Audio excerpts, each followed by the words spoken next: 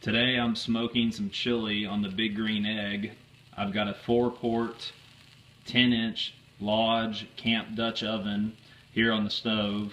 It snowed last night, so I don't want to go outside until I've got everything ready. It's a lot easier to cook inside as compared to cooking outside in the cold. As you can see, I've got a red bell pepper, a green bell pepper, and some red onion diced up. It's about a cup and a half total. About a cup of bell peppers and a half a cup of diced red onions. I'm about to pour some minced garlic in it. I've got a little bit of olive oil going to get it started and mixing it all up together. But I'll let that go for a little bit, and I'm going to put the meat together with some spices and then smoke it on the Big Green Egg.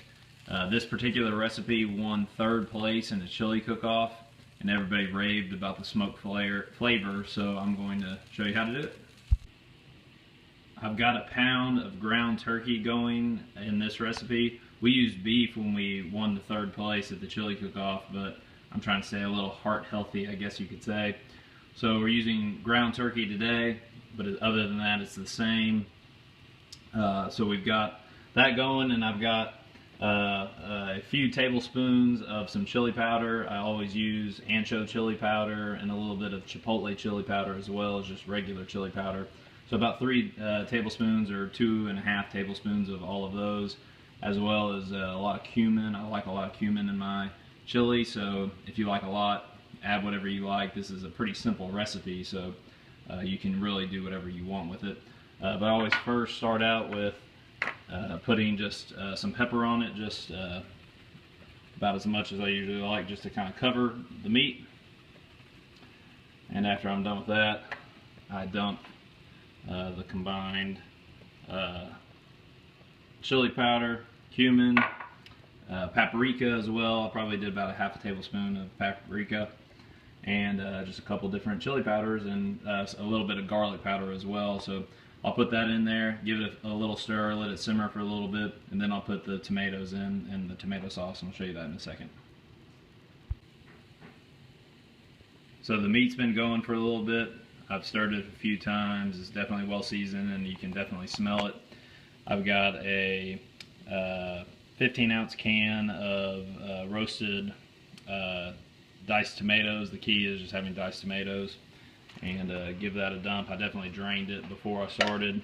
And then I've got a 15-ounce can of sauce, which I usually don't pour the entire can in. I probably pour about half in, and give that a stir.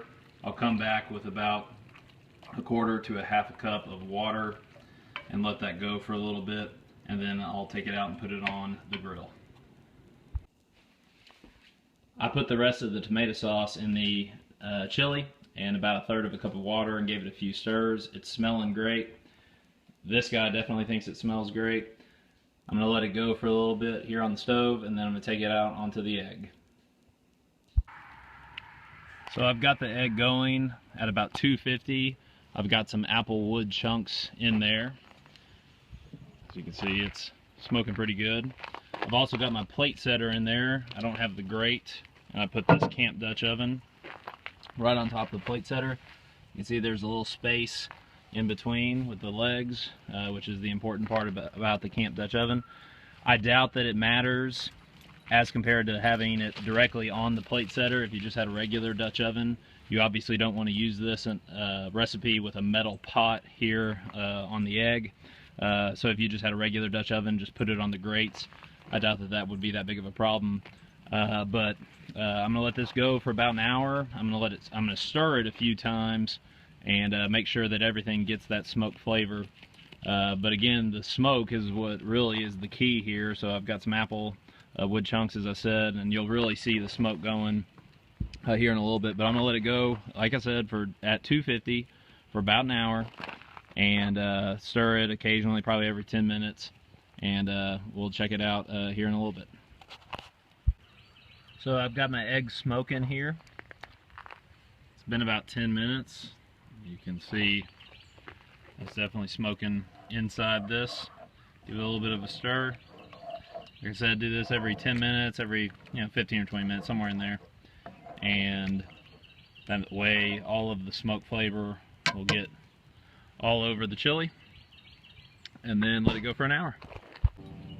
I just opened it up and gave it a stir, but what's great about doing it this way is you can see just how much smoke is coming off that Dutch oven and getting there into the chili, and just adds so much flavor to it. Okay, it's been an hour. You can see the chili is definitely smoking. It's got that very nice deep red color. It's been about an hour. I'm gonna take it in. We're gonna eat it up. And yet again, this just makes such a great recipe. This is a 10-inch 4-quart Lodge cast iron camp Dutch oven. It's very simple. We don't use that many ingredients, so you can really make it however you like, but really what gives it such a great flavor, and what won us the 3rd place in that chili cook-off, was that smoke flavor. So definitely add whatever kind of wood chips that you like. Let it go for an hour and stir it, and that's all it really takes. I mean, it's a very simple thing, but I can assure you, you'll definitely really enjoy this particular recipe. Here's the finished product under the stove lights. It's got a great color and it smells fantastic. I left it uncovered the entire time, so make sure you do that, and you don't need to put the lid on top of it at all. But it's just such a wonderful chili, and I definitely recommend you all using this. Thanks for watching. Just a quick reminder, if you can't tell by the emptiness of this pot, my wife and I thought the food was fantastic. I just wanted to remind you all that I did not add any salt to this recipe. We try to keep a pretty low sodium diet, and the tomatoes in the diced tomatoes and the sauce added all the salt that you needed. So you definitely don't need to add any salt, which I didn't add earlier when I was putting in the spices.